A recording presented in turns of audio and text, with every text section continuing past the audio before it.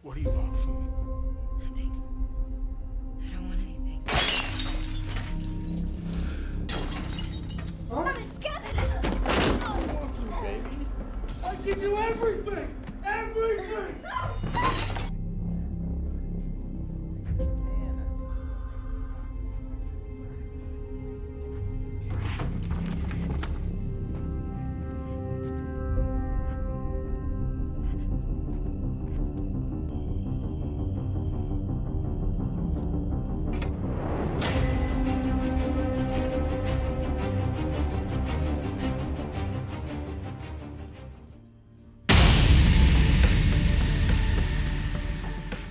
Film diawali dengan memperlihatkan seorang wanita yang berlari ketakutan dan sepertinya ia sedang berusaha menyelamatkan diri dari bahaya yang mengancam. Wanita ini bernama Erin yang terlihat menuju sebuah rumah untuk bersembunyi.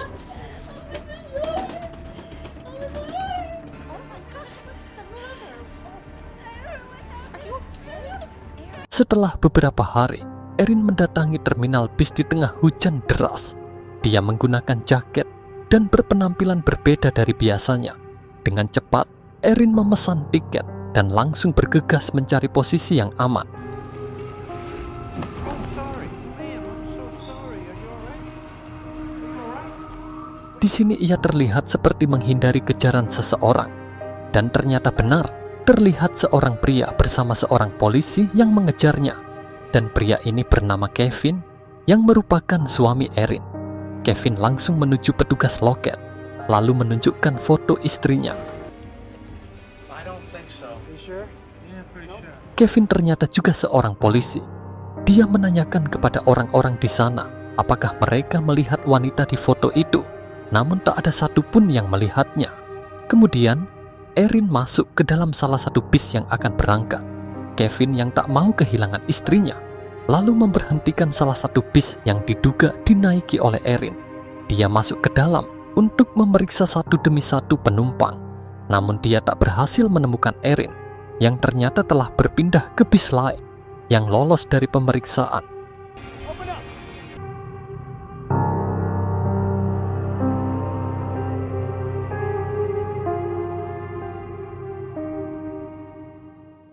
Setelah menempuh perjalanan lebih 1 malam, bis yang ditumpangi Erin pun singgah untuk beristirahat. Dia mampir ke sebuah minimarket untuk membeli minuman. Toko ini dimiliki seorang pria bernama Alex. Karena melihat suasana aman dan damai, Erin pun memutuskan tidak melanjutkan perjalanan dan tinggal di sana. Tempat ini berada di tepi laut di pinggiran kota Atlanta.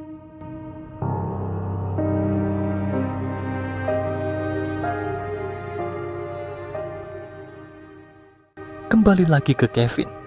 Dia memeriksa CCTV terminal untuk mencoba memeriksa apakah istrinya itu benar-benar menaiki bis malam itu. Setelah memeriksa satu demi satu rekaman, Kevin tak menemukan sosok istrinya. Kevin merasa kalau Erin mungkin tidak ada di sana malam itu. Hingga akhirnya dia menemukan bahwa istrinya memang benar berangkat dengan menaiki salah satu bis malam itu dengan tujuan kota Atlanta.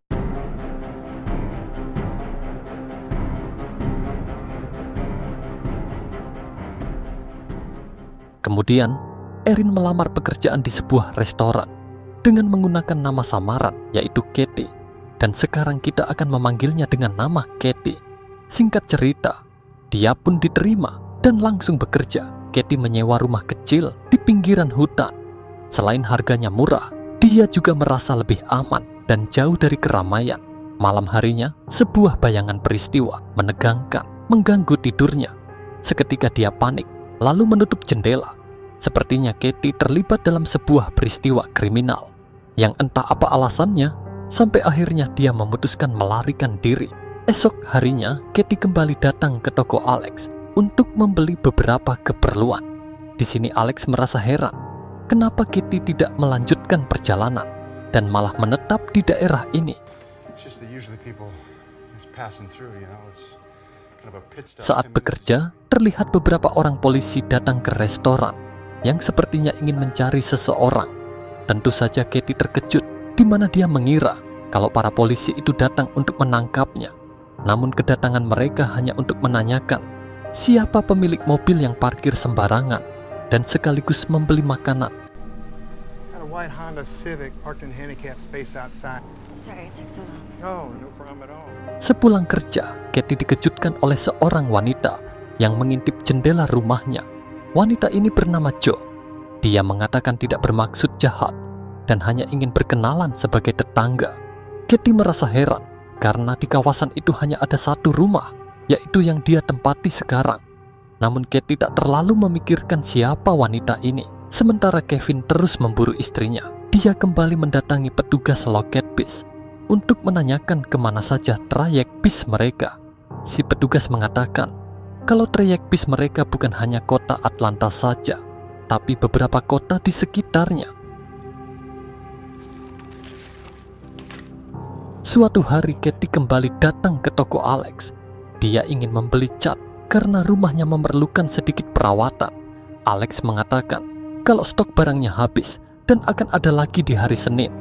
Di sini Katie terlihat bermain sebentar dengan anak Alex yang sedang menggambar. Diketahui, ternyata Alex si pemilik toko ini adalah seorang duda yang memiliki 2 orang anak. Saat berjalan pulang, tiba-tiba Jo, wanita yang mengintip jendelanya, kembali muncul. Katie mengatakan dirinya baru saja memesan cat di toko Alex. Katie juga bercerita mengenai anak perempuan Alex yang membuatkan lukisan untuknya. Sepanjang jalan mereka berdua mengobrol banyak hal. Suatu hari, Alex memanggil Katie untuk memberitahu kalau pesanan catnya telah datang. Setelah mendapatkan barangnya, Katie pun keluar toko lalu berjalan pulang. Namun ternyata sejak tadi, Alex memperhatikan Katie yang terlihat kesusahan membawa barang bawaannya. Karena merasa kasihan, Alex pun mengantar Katie pulang.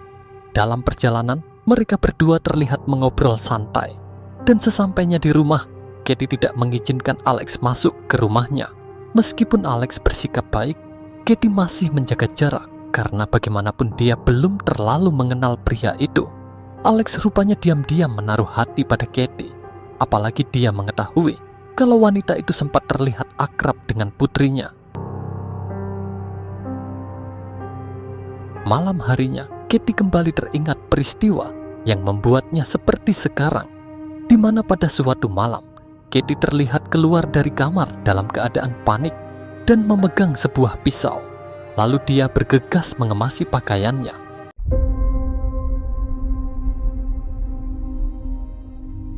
Kemudian dia berjalan pelan menuju keluar rumah, dan di sana terlihat sosok seseorang yang tergeletak di lantai. Setelah itu, Katie menyadari sebuah mobil yang singgah di depan rumahnya. Tapi tak berapa lama, mobil itu kembali pergi. Esok paginya saat akan berangkat kerja, Katie melihat sebuah sepeda terletak di depan rumahnya dan menemukan selembar kertas. Lalu, Katie menggiring sepeda itu dan mengembalikannya pada Alex. Ternyata Alex lah yang memberikan sepeda itu karena merasa kasihan melihat Katie yang berjalan kaki setiap harinya. Namun niat baik Alex ini ditolak oleh Katie. Dia merasa keberatan dengan tindakan Alex yang datang ke rumahnya pada tengah malam. And I don't want it, so... I'm sorry. Dia pun menceritakan soal sepeda itu pada Joe. Katie merasa tidak senang dengan cara Alex. Namun ternyata Joe berpikir sebaliknya, di mana dia mengatakan bahwa seharusnya Katie tidak bersikap demikian dan mau menerima pemberian pria itu. Apalagi itu hanya sebuah sepeda. Ini adalah hal yang biasa terjadi di daerah ini. Mendengar nasihat Joe, Katie lalu mendatangi Alex untuk meminta maaf. I'm sorry, I was really rude. It was my fault. I should have asked you. Berpindah ke Kevin, dia membuat poster dengan penampilan rambut Katie yang baru. Kevin menuduhnya atas kasus pembunuhan tingkat pertama. Poster ini akan dikirim ke seluruh kantor polisi di negara itu. Dan otomatis, poster itu pun sampai di polsek daerah tempat tinggal Katie. Namun mereka belum menyadari kalau foto wanita buronan itu adalah Katie. Seiring waktu, hubungan Alex dan Katie pun kini mulai dekat. Di mana hari itu, dia ikut berlibur ke pantai bersama Alex dan kedua anaknya. Anak laki-laki Alex bernama Josh awalnya tidak senang melihat kehadiran Katie. Namun Katie berhasil meluluhkan hati Josh dan mereka pun akhirnya menjadi akrab. Alex mengatakan kalau Josh masih selalu ingat pada almarhum ibunya, jadi dia masih sulit menerima kehadiran wanita lain di dalam keluarga mereka. Setelah pulang dari pantai, Alex mengantar Katie pulang dan menyempatkan mampir ke dalam rumah wanita itu untuk melihat hasil lantai yang dia cat kemarin. Karena lantainya licin, Alex terjatuh dan seketika membuat momen ini terasa spesial dan membuat keduanya menjadi lebih dekat.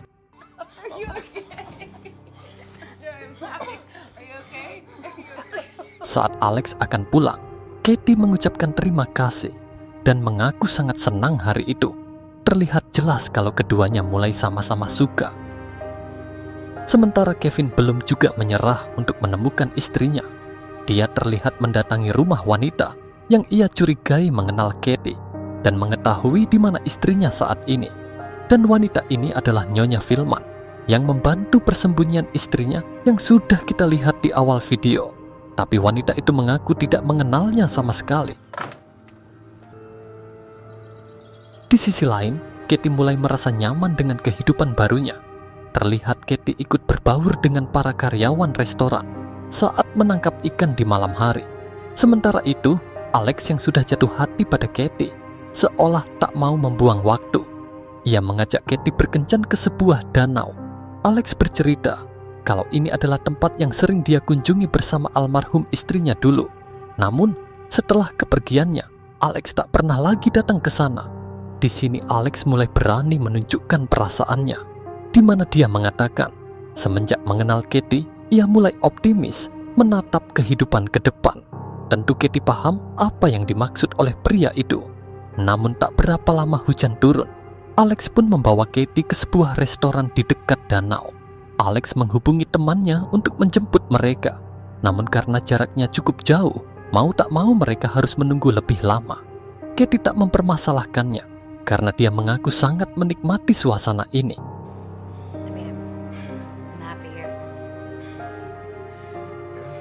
Setelah beberapa jam menunggu, teman Alex tak kunjung datang. Restoran pun mulai sepi, bahkan hampir tutup. Ketika mau membayar makanan, mereka baru menyadari bahwa pemilik restoran telah menghilang entah kemana. Untuk mengisi waktu, Alex mengajak Katie berdansa, mengikuti alunan musik. Keduanya pun larut dalam romansa yang sudah tumbuh di antara mereka. Dan tak berapa lama, sorot lampu cahaya menyorot mereka, dan rupanya itu adalah mobil polisi yang berhenti di depan restoran. Seketika Katie panik ketakutan, tetapi ternyata polisi itu adalah teman Alex yang sejak tadi mereka tunggu. Untungnya, sang polisi tidak mengenali Katie sebagai wanita yang buron itu. Saat mengantar Katie pulang, keduanya sempat terlihat beradegan semi panas. Si polisi yang menyaksikan semua itu berpura-pura tak melihat apapun. Namun dalam hatinya, ia merasa senang melihat Alex yang akhirnya membuka hati untuk seorang wanita. Setelah itu, Alex dan Katie sama-sama tak bisa tidur. Mereka terus terbayang momen yang baru saja mereka alami. Namun tak berapa lama, Alex naik ke lantai atas dan masuk ke sebuah ruangan yang selama ini jarang ia masuki. Ini adalah ruangan pribadi almarhum istrinya. Saat membuka laci, ia menemukan beberapa surat yang ditulis istrinya. Beberapa surat itu ditujukan untuk anak-anak mereka di momen-momen penting. Salah satunya adalah surat untuk ulang tahun ke-18 dan ke-19 Josh putranya, serta satu lagi untuk Lexi yang ditujukan saat hari pernikahannya nanti. Namun tak lama, Josh tiba-tiba muncul dan menyuruh ayahnya turun. Ternyata Josh tidak suka ruangan ibunya dimasuki sembarangan, meskipun itu adalah ayahnya sendiri. You're not supposed to be up there. It's Mom's I know place. that it's Mom's place. Di tempat terpisah, Kevin masuk ke sebuah rumah, di mana isi rumah itu terlihat berantakan bekas insiden berdarah yang melibatkan Katie. Ia mengamati setiap sudut ruangan dan sepertinya ingin mencari petunjuk. Namun akhirnya ia tertidur. Kemudian kita akan diperlihatkan saat Katie dalam persembunyian sementaranya di rumah Nyonya Filman, wanita yang sangat berjasa membantu pelariannya. Dia mengubah penampilan Katie menjadi berbeda dengan memotong rambutnya. Dan saat sebelum Katie berangkat ke terminal, Katie berjanji akan mengabari keadaannya di tempat yang baru. Lalu saat sedang bekerja, Katie menghubungi Nyonya Filman untuk memberitahu kondisinya saat ini dengan mengirimkan pesan suara kembali ke Kevin yang terbangun di rumah itu. Karena tak menemukan petunjuk, dia pun bersiap pergi. Namun selembar kertas menyita perhatiannya. Lalu dia kembali bergegas ke rumah Nyonya Filman, lalu memeriksa kotak surat. Dia menemukan sebuah surat yang berkaitan dengan tulisan di selembar kertas yang dia temukan. Seketika dia emosi karena wanita itu telah berbohong padanya. Merasa dipermainkan, Kevin kembali mendatangi Nyonya Filman dan memintanya untuk membuka pintu. Namun wanita ini menolak dan dengan tegas mengatakan bahwa Kevin harus menunjukkan surat perintah jika ingin memeriksanya. You lied to me, Mrs. Feldman. You told me you didn't know her, but that's not the case, is it? So open the door. We're gonna have that little talk. You get a warrant, I'll open the door. Sementara itu, hubungan Katie dan Alex semakin intim.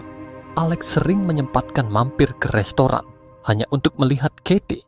Malam harinya, mereka menikmati makan malam bersama. Dan setelah itu, Alex pun mengantarnya pulang. Sesampainya di rumah, Katie menawari Alex untuk mampir sebentar. Awalnya mereka hanya mengobrol santai. Namun karena suasana mendukung, mereka pun larut dalam perasaan yang ujung-ujungnya melakukan sesuatu yang sudah sama-sama kita pahami. Esok harinya, Alex mengunjungi kantor polisi untuk bertemu dengan temannya. Di sana, mereka membahas soal rencana acara pesta kembang api yang akan diadakan dalam perayaan Hari Kemerdekaan. Namun secara tak sengaja, mata Alex tertuju pada poster yang tertempel di dinding. Di sana, terlihat jelas foto Katie dengan nama Erin yang sedang buron dalam kasus pembunuhan. Alex begitu syok melihatnya dan seketika ia pun bergegas menemui Katie untuk meminta penjelasan dari semua ini. What is this? Who did you kill? Katie pun meminta maaf dan mencoba menjelaskan apa yang sebenarnya dia alami. Tapi Alex tampaknya sangat kecewa dan terkejut mengetahui bahwa nama sebenarnya adalah Erin. Alex dengan tegas meminta Katie untuk menjauhi dirinya dan juga anak-anaknya. Bahkan dia meminta wanita itu untuk segera pergi dari kota itu. Dia terus berusaha meyakinkan bahwa tuduhan itu tidak benar dan dia bukanlah seperti yang dituduhkan. Semua yang dia lakukan hanyalah untuk menyelamatkan dirinya. Namun, Alex yang sudah dikuasai emosi tetap tidak percaya. I'm so sorry. I'm sorry I didn't tell you. The last thing that I wanted to do was hurt anyone. You should probably go before Red sees that. Di tempat lain, Kevin dipanggil oleh atasannya untuk meminta pertanggungjawaban atas poster yang dia sebarkan yang menuduh istrinya telah menghabisi seseorang. Ternyata tuduhan itu sama sekali tidak benar dan semua itu hanyalah permainan Kevin sendiri. Atas perbuatannya yang telah mencoreng institusi kepolisian, dia pun terancam sanksi etik. Apalagi diketahui kalau selama ini dia sering mengkonsumsi alkohol saat bertugas. Akibat dari semua pelanggarannya, Kevin sementara waktu dihukum skorsing. Kembali ke Katie, karena tak lagi memungkinkan tinggal di sana. Dia pun memutuskan untuk pergi. Dengan perasaan hancur, ia mengayuh sepedanya dengan kencang. Namun karena kondisi yang tidak stabil, ia pun terjatuh. Pikirannya seketika melayang ke masa lalu saat momen terakhirnya bersama Kevin suaminya. Suatu malam, Kevin suaminya baru pulang dari kantor, sedangkan Katie baru selesai memasak makanan. Dan terlihat mereka begitu mesra malam itu. Bahkan Kevin saat itu memberikan hadiah kalung untuk Katie. Yeah, it's really gorgeous.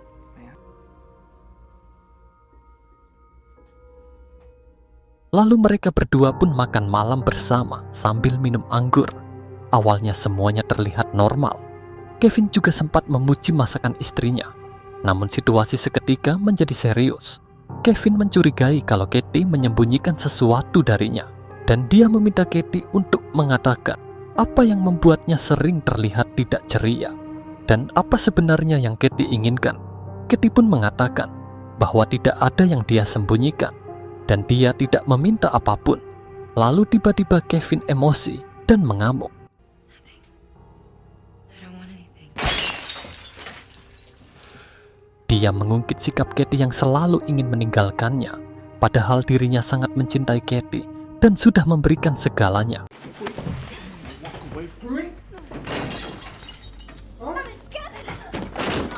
Diketahui, memang selama ini Katie sudah tidak tahan dengan sikap kasar dari suaminya yang selalu menyakitinya.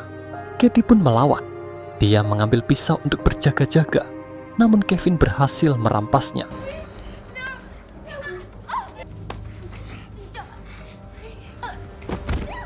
Karena merasa terancam, Katie pun menusuk Kevin dan seketika pergi menyelamatkan diri.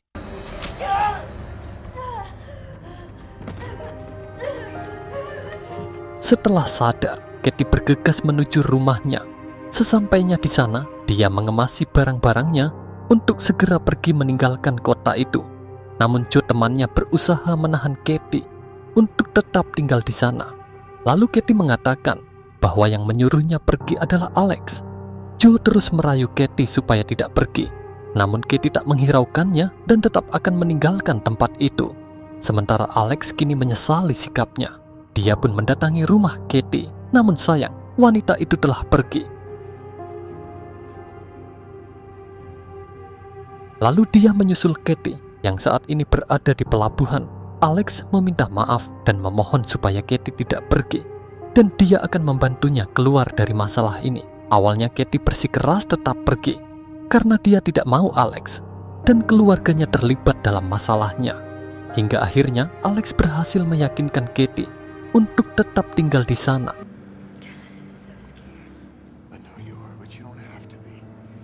Sementara Kevin diam-diam menyelinap ke rumah Nyonya Vilma.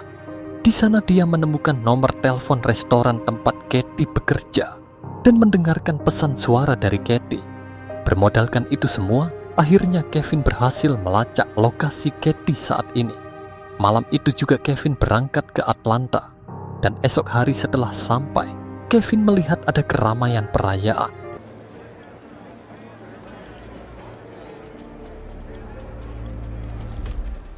Kevin langsung menuju restoran tempat Katie bekerja, namun ternyata restoran itu tutup.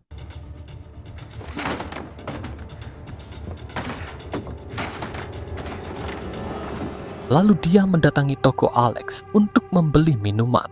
Kevin bertanya pada Lexi, apakah dia mengenali foto wanita yang dia tunjukkan. Lexi pun mengatakan tidak mengenalnya. No. I'm sure. Lalu Kevin kembali pergi ke acara perayaan. Dia mencari di tengah kerumunan orang-orang dan berharap menemukan istrinya. Dan setelah sekian lama mencari, Kevin pun akhirnya menemukan Katie sedang bersama Alex yang terlihat begitu mesra. Seketika perasaannya hancur melihat istrinya bersama pria lain.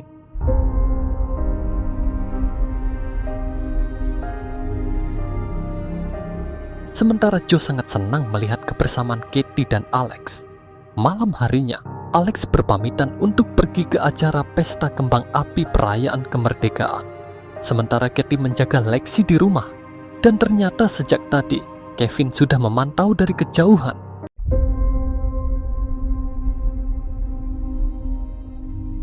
Di dalam rumah, Katie menemani Lexi, dan akhirnya dia pun ketiduran.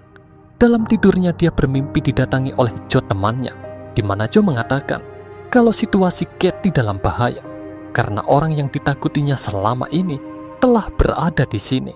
Dan tak lama ia pun terbangun.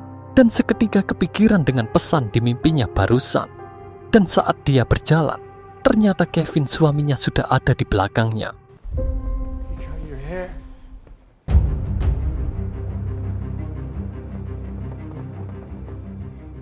Katie mengajak Kevin berbicara di luar karena dia tak ingin Lexi terbangun dan melihat semuanya. Kevin lalu mengajak Katie untuk pulang bersamanya dan kembali membangun rumah tangga yang bahagia. Namun tentu saja Katie menolak ajakan suaminya yang selalu menyakitinya. Berulang kali Kevin memohon supaya Katie ikut pulang bersamanya. Tapi Katie dengan tegas menolak dan menyuruh Kevin untuk pergi. You want me to walk away? Is that it? Yes. Go. You hurt me. You kept hurting me. You need to go right now. Tentu Kevin sangat marah karena istrinya kini lebih memilih pria lain dibanding dirinya. Dengan rasa penuh amarah, dia pun perlahan pergi.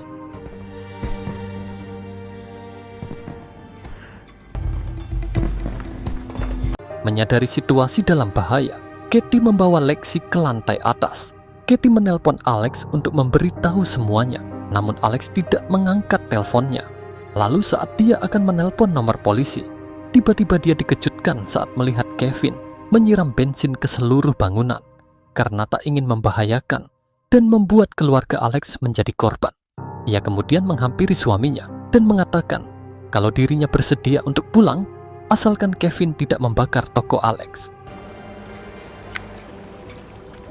I'm so sorry. I'm so sorry. Take me home. Take me home. Take me home. Namun ternyata Katie hanya berpura-pura dan langsung mendorong suaminya ke laut. Tapi sayangnya, percikan kembang api terjatuh mengenai tumpahan bensin. Seketika api pun langsung membakar bangunan. Katie berlari masuk ke dalam untuk menyelamatkan Lexi. Tak lama, Alex pun melihat kobaran api telah membakar tokonya. Belum sempat menyelamatkan Lexi, Kevin kembali muncul dan seketika menyerang Katie. Alex yang sampai di sana langsung berusaha menyelamatkan putrinya, sementara Kevin terus menyerang Katie dan bersiap menghabisinya. Mengetahui nyawanya dalam bahaya, Katie dengan cepat mengambil pistol suaminya dan tanpa pikir panjang, dia pun melenyapkan orang yang selalu menyakiti dan menindasnya selama ini.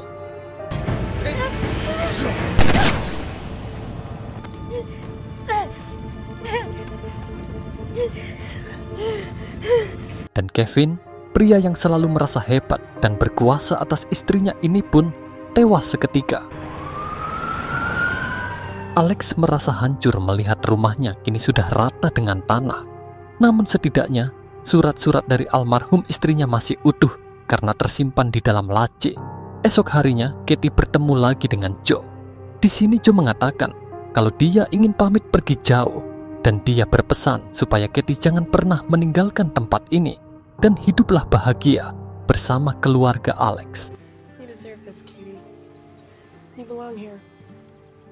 Di akhir film, terlihat Alex mendatangi Katie yang sedang di ayunan.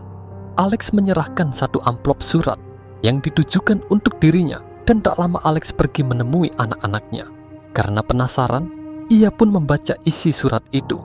Ternyata surat itu ditulis oleh almarhum istri Alex untuk wanita yang kelak akan menjadi pendamping baru suaminya. Dalam surat itu tertulis kalau dia sangat bahagia karena saat ini ada seorang wanita baik yang akan mendampingi Alex. Dia yakin kalau Katie adalah orang yang tepat untuk mengembalikan kebahagiaan Alex. Dia menitipkan anak-anaknya pada Katie dan berharap dirinya bisa menjalani hidup bahagia bersama keluarganya. Namun betapa terkejutnya Katie saat melihat foto yang terselip di dalam. Ternyata itu adalah foto Joe, wanita yang menjadi temannya selama ini. Dan tak disangka, dia adalah almarhum istri Alex. Jadi selama ini, Joe adalah arwah istri Alex yang berusaha membimbing dan memastikan Katie adalah orang yang tepat untuk menggantikan posisinya sebagai pendamping hidup Alex dan ibu bagi kedua anaknya.